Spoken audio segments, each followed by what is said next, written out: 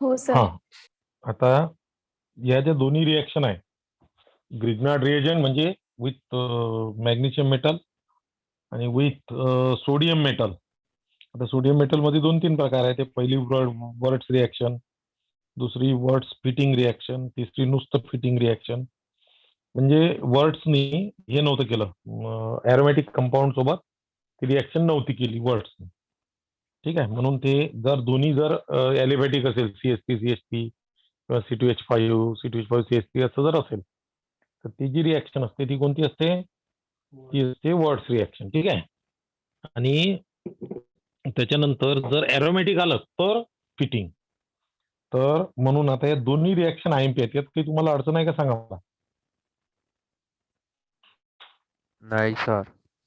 बरं, तर आता आपल्याला समोर जाता येईल. ठीक आहे, तुम्हाला फक्त थोडीशी 1 मिनिट नजर फिरू द्यायची.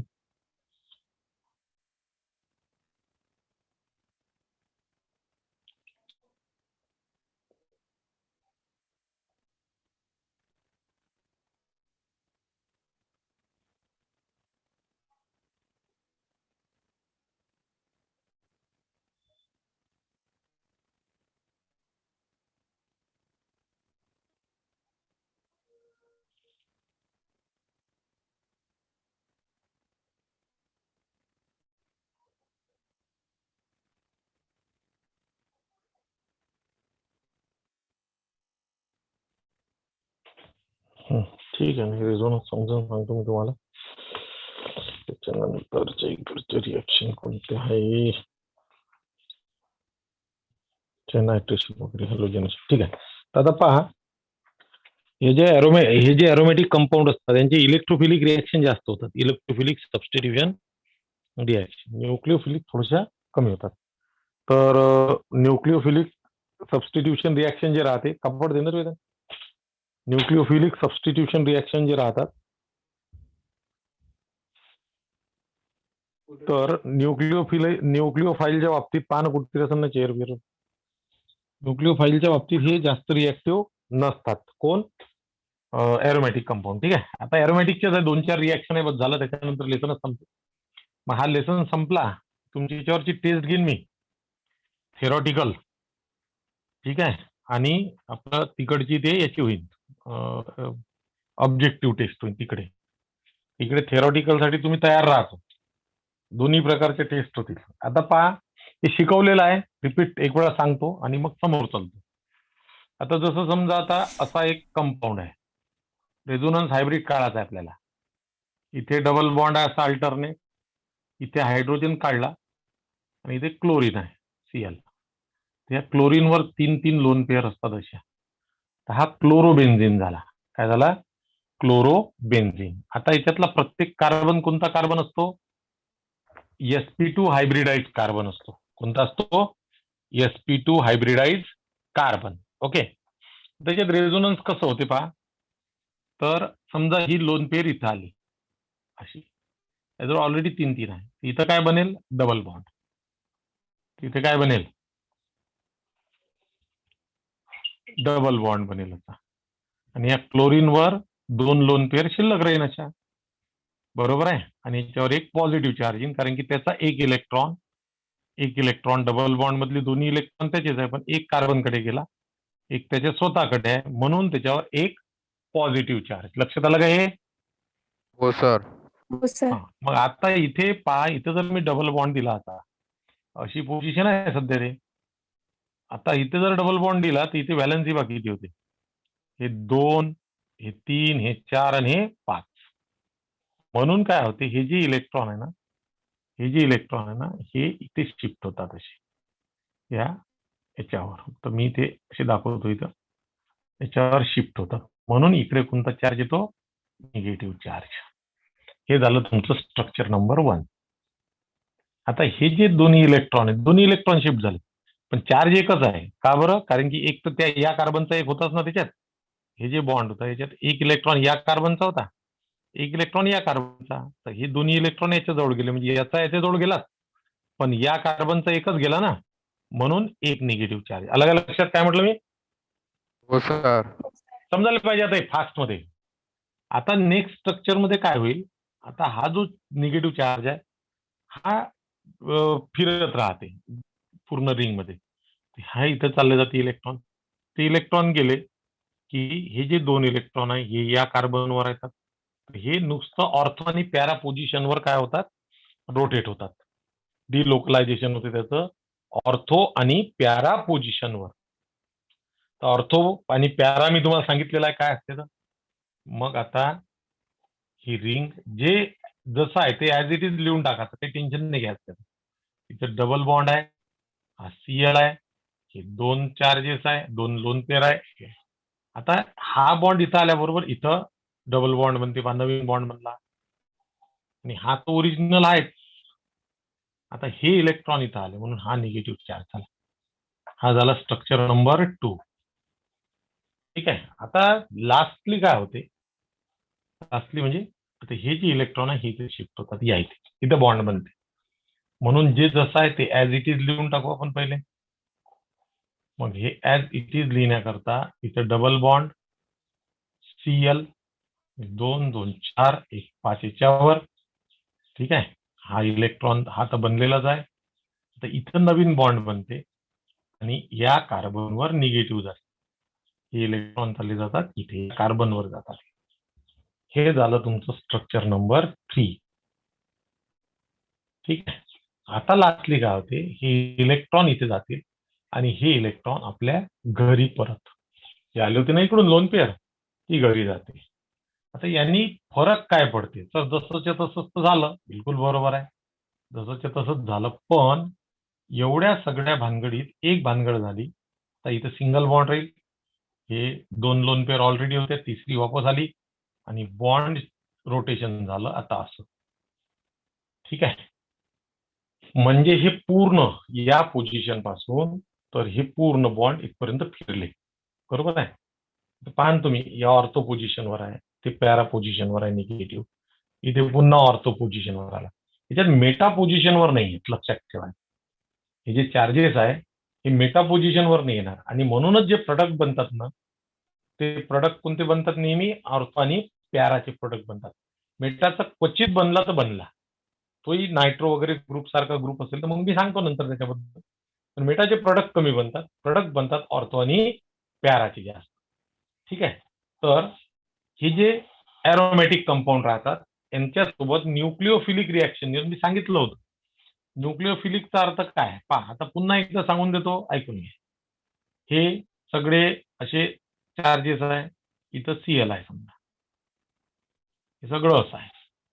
आता याची मी NH3 सोबत रिॲक्शन केली समजा NH2 समजा आहे काय. मग आता हा सीएल याच्यासोबत चालला आणि हा NH2 लागला. सपोज आहे सगळं. तुम्ही समजून घ्या. हे बॉन्ड असेच आणि इथे तुमचा NH2 लागला प्लस HCl. अशी समजा रिॲक्शन झाली.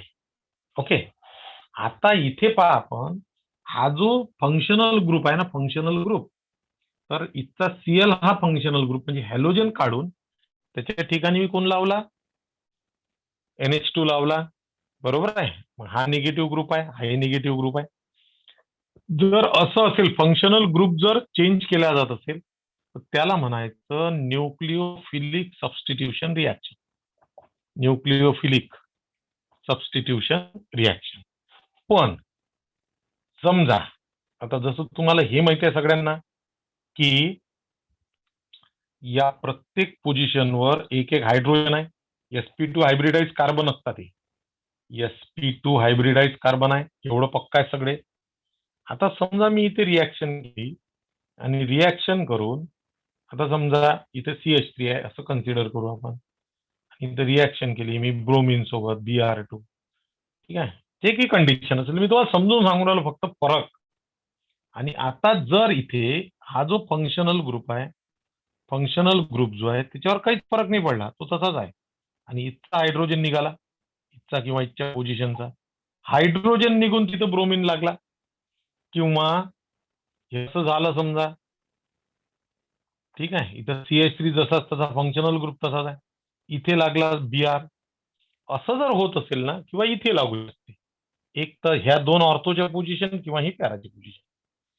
तर हे जर असं होत असेल ठीक आहे. असं जर होत असेल तर त्याला म्हटलं जाते इलेक्ट्रोफिलिक सबस्टिट्यूशन रिॲक्शन. हायड्रोजन जर बदलल्या जात असेल, हायड्रोजन जर रिप्लेस होत असेल, हायड्रोजन जर रिप्लेस होत असेल तर त्याला आपण म्हणतो इलेक्ट्रोफिलिक सबस्टिट्यूशन रिॲक्शन.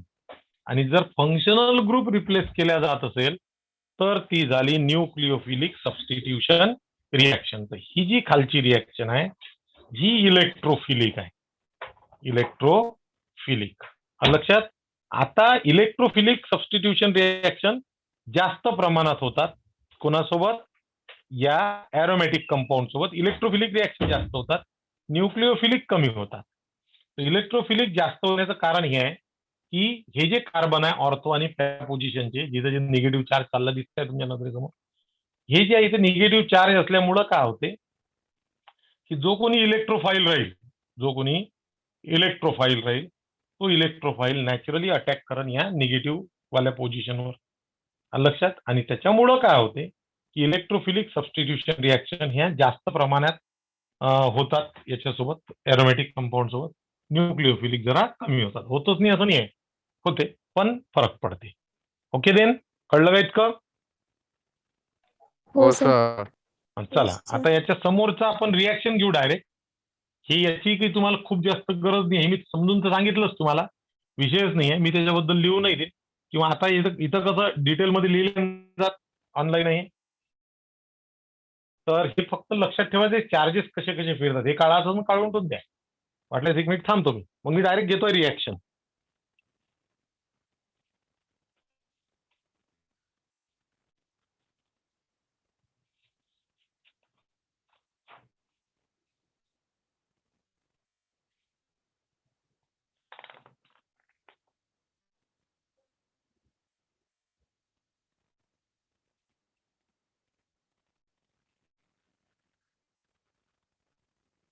झालं?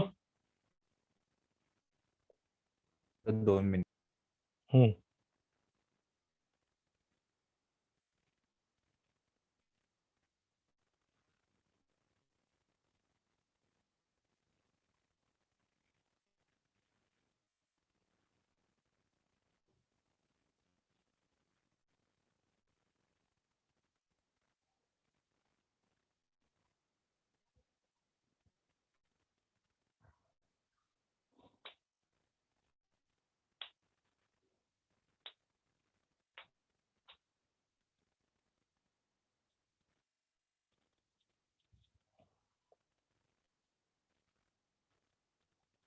टेस्टसाठी प्रिपेअर व्हा आता या लेसनच्या.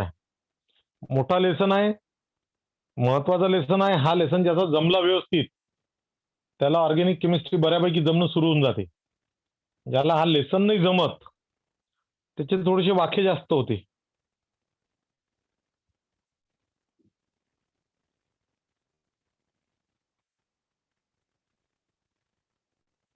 झालं सर. आता मी ते रिॲक्शन घेतो आहे.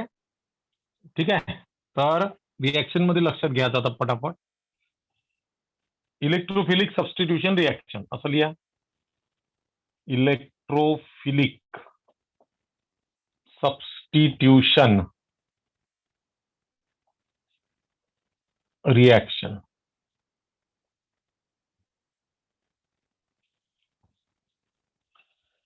ओके. Electrophilic substitution reaction. पहिलं आहे नंबर 1 हॅलोजनेशन.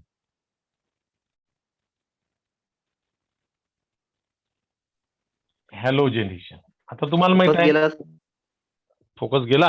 बर, घेऊन येऊ. फोकस आपल्या घरचाच आहे. आला काय? हो सर. बर, ठीक. तर आता हॅलोजनेशन तुम्हाला माहिती आहे. आपल्याला काय करायचं आहे? Replacement of hydrogen of benzene ring by the halogen. बरोबर आहे ना?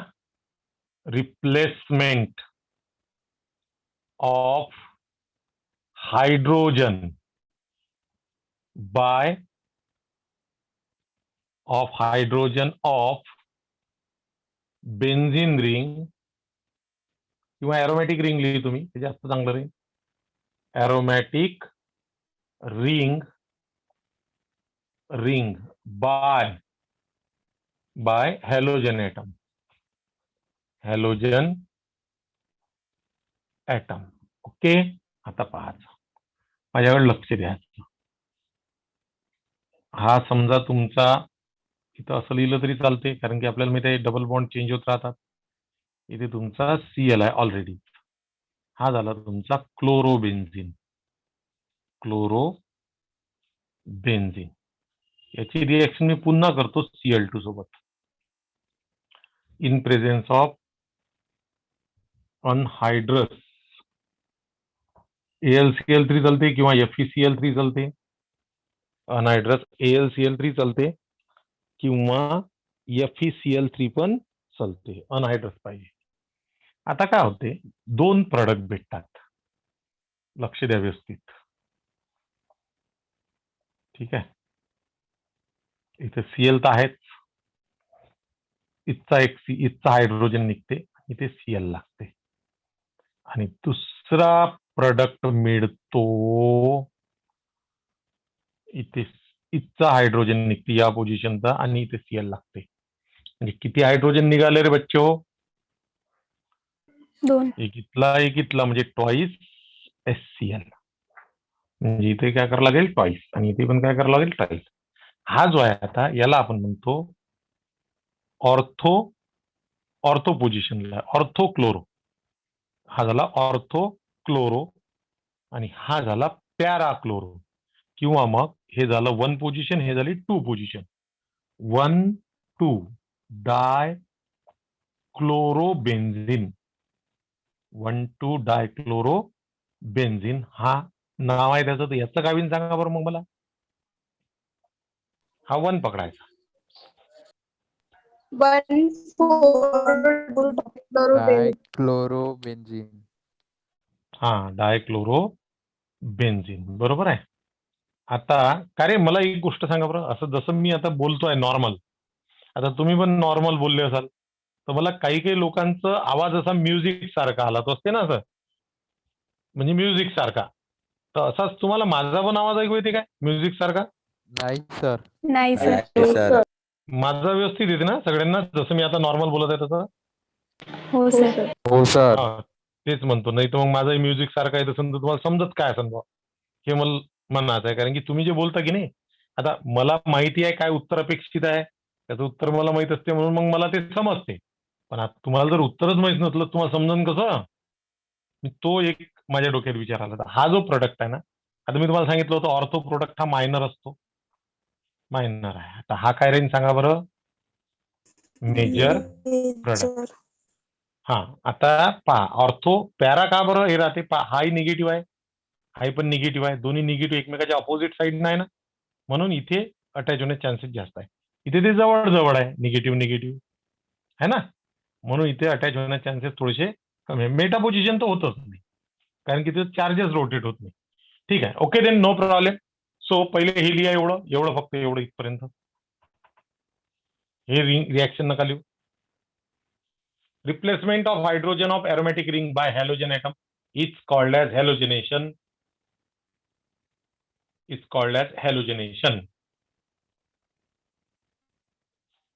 करा, केलं? हो सर. हा, व्हेरी गुड. आता खाली लिहायचं, when, for example, when chlorobenzene is treated with chlorine in presence of FeCl3 to form mixture of ortho chloro किंवा 1,2 dichloro, 1,2 dichloro benzene and 1,4 dichloro benzene आणि मग रिॲक्शन लिहा.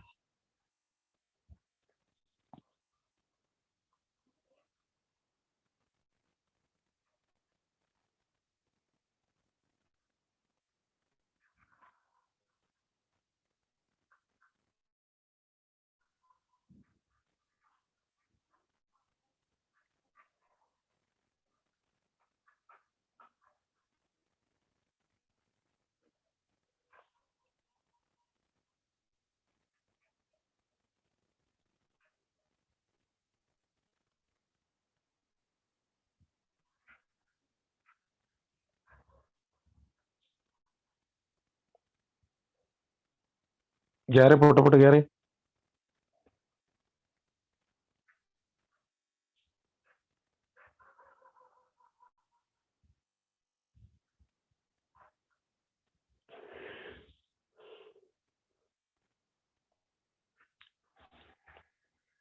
किती वेळ राहिला रे अजून? 20 मिनिट. 20 मिनिट राहिले ना. चला लिहा पटापट, 2-3 रिॲक्शन होऊन जातात.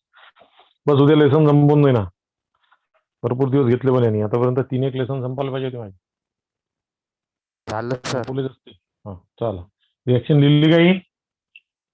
हो सर. एक मिनिट. हो सर. बर ठीक आहे.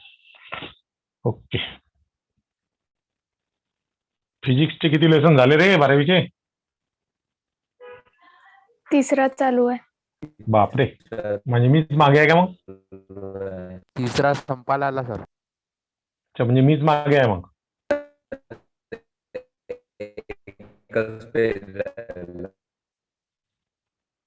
काय म्हणते तो? एकच पेज राहिलं. ऐकून येत रे भावा, म्युझिक चालू आहे तुझं.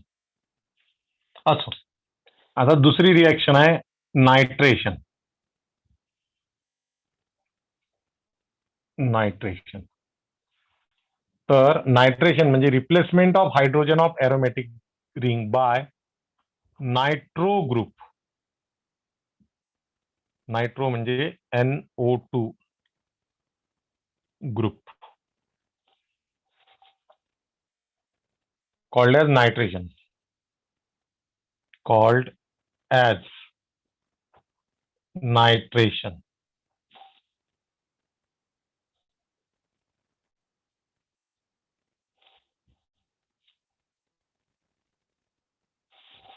ठीक आहे. आता पहा काय असते.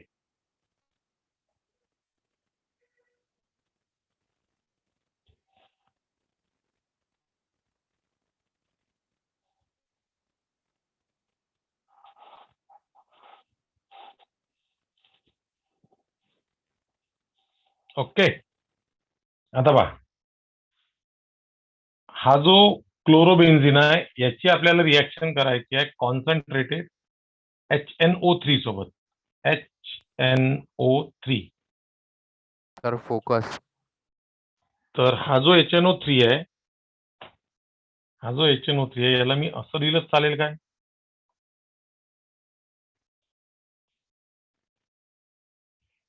HNO3 HNO. हो सर चालते. हा चालते ना. हा चला, HONO2 कॉन्सन्ट्रेटेड नायट्रिक ऍसिड आहे ते. Nitric acid in presence of concentrated H2SO4. In presence of concentrated H2SO4. पटलं? तर काय होते, एक नायट्रो ग्रुप इथे लागतो आणि एक नायट्रो ग्रुप इथे लागतो. ओके, मग इथचा एक एच गेला, इथचा एक एच गेला आणि ह्या ओ एच गेला इथचा, म्हणजे ट्वाइस काय H2O. ट्वाइस काय H2O. आलं लक्षात? त्याला हिट पण करावं लागते. ओके, तर इथे हिटचं साईन देऊन देतो मी. आता याचं नाव आहे 1 क्लोरो 2 नायट्रो, बरोबर आहे. हा 1 वर क्लोरीन आहे, 2 वर नायट्रो आहे. तर 1 क्लोरो 2 नायट्रो बेन्झिन. ठीक आहे, किंवा त्याला ऑर्थो नायट्रो क्लोरोबेन्झिन म्हणता येते. Ortho nitro chlorobenzene. आणि याचं नाव काय होईल सांगा बरं मला. 1 क्लोरो 4 नायट्रो बेन्झिन. हा जो आहे ना, हा मायनर आहे आणि हा जो आहे हा मेजर आहे. ठीक आहे, लक्ष झालं ना. आता इथे काय लिहायचं. With chlorobenzene is treated with, treated नाही पाहिजे, आता हिटेड पाहिजे. Heated with night with concentrated HNO3 in presence of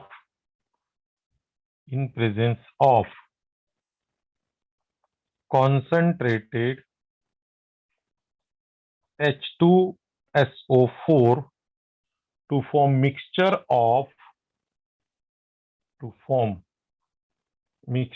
of कोणाकोणाचं. Ortho nitro chloro benzene and para nitrochlorobenzene. Para nitrochlorobenzene.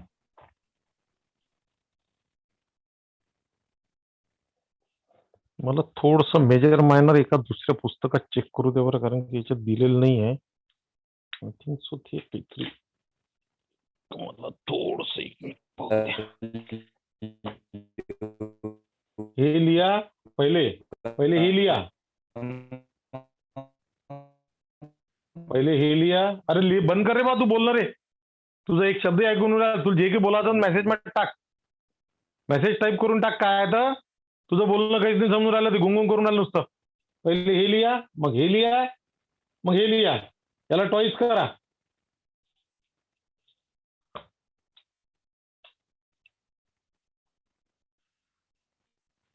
चला लिहा पटपट.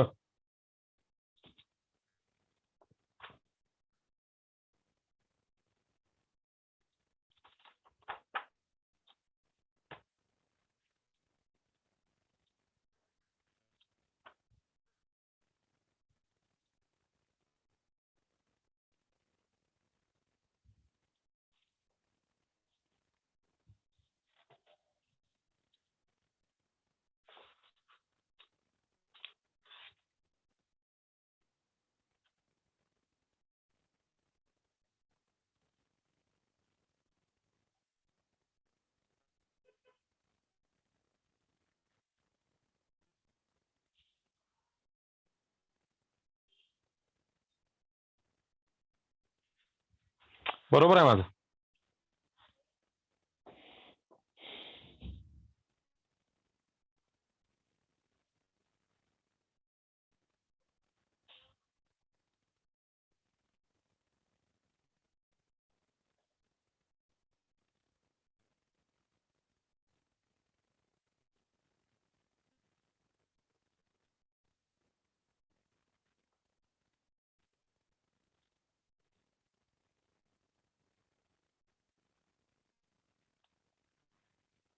झालं का.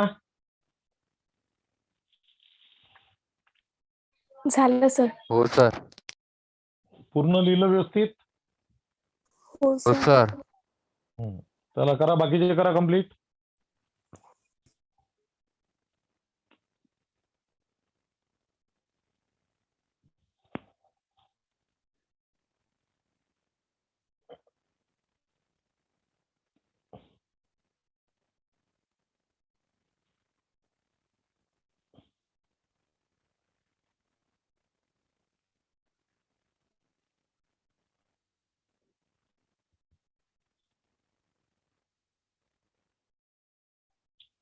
Okay.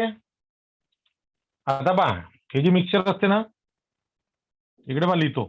Mixture of concentrated HNO3 and concentrated H2SO4 याला म्हणतात नायट्रेटिंग मिक्सचर.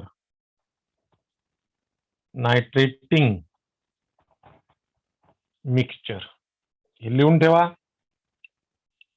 मार्जिन मध्ये या, मार्जिन मध्ये.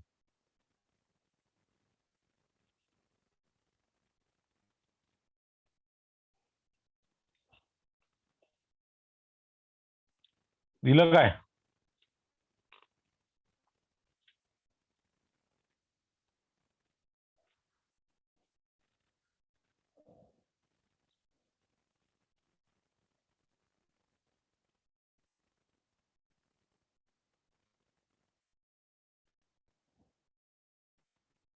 झालं सर. आता पहा, आता आपल्याला पाहायचं आहे सल्फोनेशन. ठीक आहे, 3 नंबर सल्फोनेशन. तर नवीन पुस्तकात स्पेलिंगही पाहावं लागेल, कारण की जुन्या याच्यात वेगळं होतं. ते काही हा वाटलंच मला. सल्फोनेशन. ठीक आहे, पहिल्या जुन्या पुस्तकात असं होतं. आता आम्हाला अशीच सवय आहे. असं होतं पहिले. आतापर्यंत आम्ही हे शिकलोही, हे शिकवलंही. आता हे पहिलं पुस्तक आहे ज्याच्यात हे आलं. ठीक आहे, आता काही वर्ष लागतील त्याला चेंज व्हायला. पहा आता, replacement of hydrogen of aromatic ring by sulphonate group. Sulphonate group म्हणजे सल्फोनेट जो ग्रुप राहतो तो असतो SO3H. SO3H group is called as sulfonation. Is called as sulfonation. पहिले डेफिनेशन लिहून टाका वरची. Write down.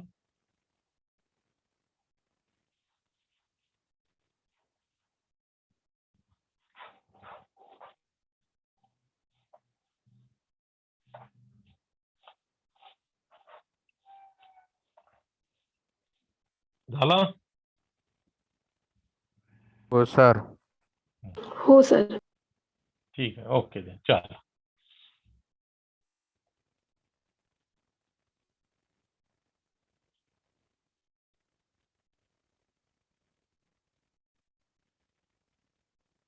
पहा आता काय करायचं आहे. ही जी बेन्झीन रिंग आहे,